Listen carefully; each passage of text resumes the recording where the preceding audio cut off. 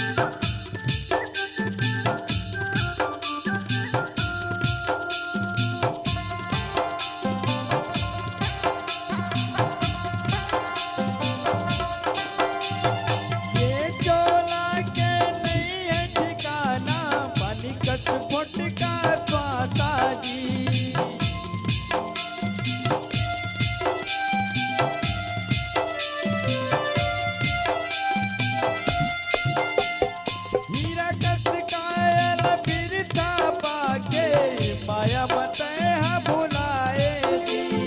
ये नरेतन ये कर ले जतन, ये नरेतन ये कर ले जतन, राम से लगन लगान जी।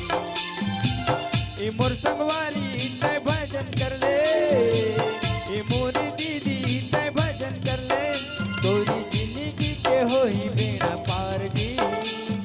लख चौरासी मिले है मौका फिर था झंड गवाजी।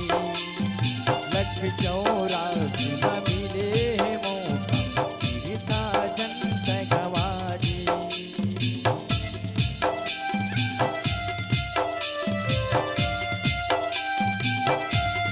जय हो।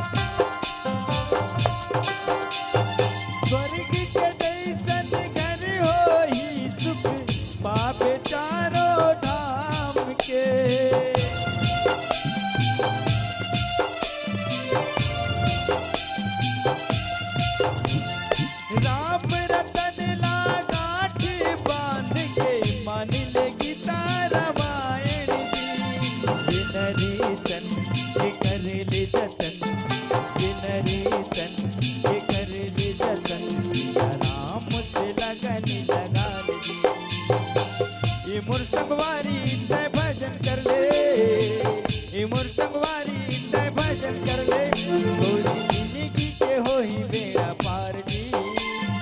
लख चौरासी मिले है मौका फिर था झंड गवाजी।